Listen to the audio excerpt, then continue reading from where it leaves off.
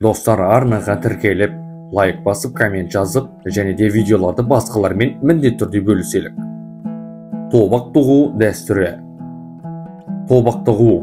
Қазақ дәстүрінде қыз бен жігіттің тобық алысуы құрғаны ойын емес, мұнда екі жастың өздері ғана түсінетін бір терең сыр да бар.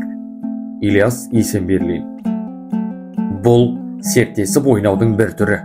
Мысалы, жігіт пен қыз тобықтығып алтын сағатқа немесе қалың кілем беруге серттеседі.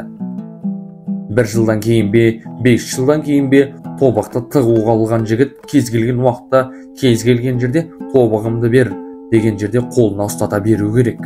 Егер жігіт тобықты тауып бере алмай қалса, ұтылғаны, ол уәде бойынша серттескен затты беру керек.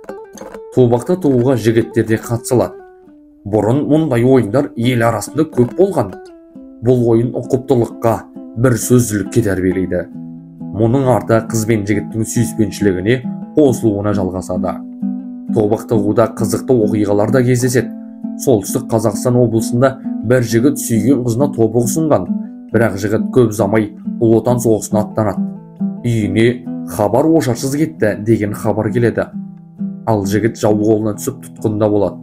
Соғыстан кейін тұтқында болды деп еліне жібермей тағы айдалады. 12 жылдан соң еліне оралып, жігіт қыздан сертін сұрағанда, салиқалы қыз тобықты ұстата беріпті. Содан екі жас қосылып, тату тәтті өмір сүріп кеткен екен. Ораз Ильясұлы, Ана тілі газетінен.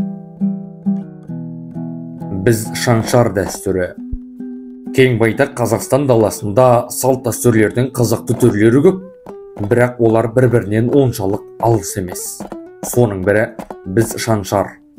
Еліміздің шығыс, оңтүстік жақтарында жаушы орнында осы біз шаншар салты қолданылады. Ақсақал, қарасақал аралас бір топ ер азамат бойжеткен қыз бар үйге түсе қалады. Қандай шаруамен жүргенін айтпайды. Ел шаруасын амандық білген болып, қонағасын ішіп аттанып кетеді.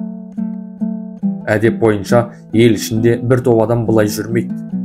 Олар кеткеннен кейін отағасы мен отанасы қонақтар отырған жерді дереу қарап, одан шаншулы бізді тауып алады. Бұл бізде ұл, сізде қыз бар, құда болайық дегенді білдіреді екен. Мүше алу дәстүрі. Қазақта мүше алу деген дәстүр бар. Бірі білсе, бірі білмес. Оның мағынасы ойын тойда, мерекеде жас жігіттер атпен келіп мүше сұрайды. Жеңгелері оған орамал, сақина, айна, тағда басқа секілді мүше береді. Жігіт оны ала қашады. Басқа жігіттер оны қуып алып қалуға тырысады. Қашқан жігіт мүшені өзі ұнатқан қызға апарып береді. Елдің арасында ұмыт болған тағы да қандай дәстүрлерді білесіздер? Астына жаза кетіңіздер.